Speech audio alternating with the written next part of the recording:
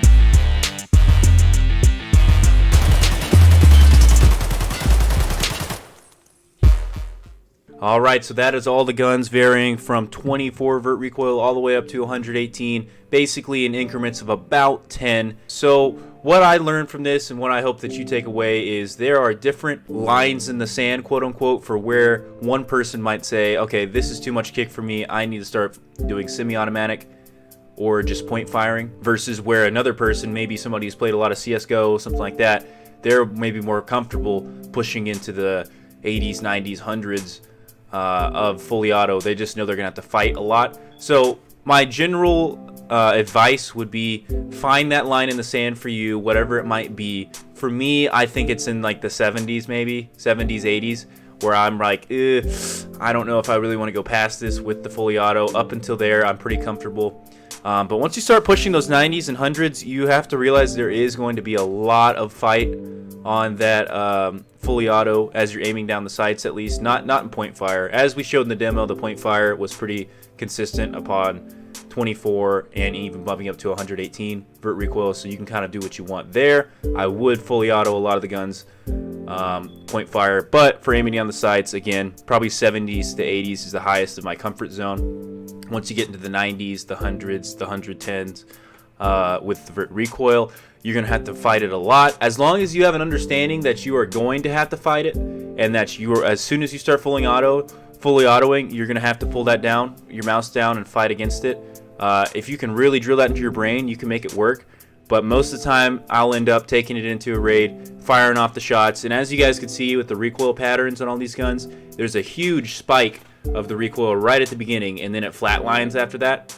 So you just have to be ready for that huge spike, and that's when you've really got to fight against the recoil. And if you can drill that into your head, you can make the 100 plus Vert Recoil guns work. But there is a massive spike, and I just don't like dealing with that as much, so I'll generally semi-auto in those situations if I'm really shooting at something far away. But I really hope that this video gives you guys a better understanding of what those different levels of Vert Recoil look like and where it might be comfortable for you. I recommend maybe look at the recoil patterns we've shown in this video. Find one where you're like, okay, that looks like it might be challenging for me to try to fight. Go make a gun that's fully auto that has about the same Vert Recoil as what we showed in the video, and go into your shooting range, go into an offline raid, try to fight against that recoil, see if it's actually okay for you. You have to test it out for yourself, and then go from there, guys. I hope this video helps you out with your accuracy, and that's basically all we've got for today.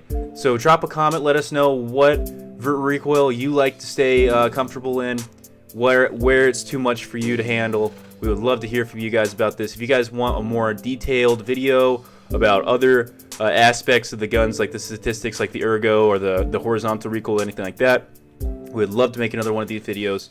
Just let us know, guys. And until then, we love your faces, and we'll catch you next time.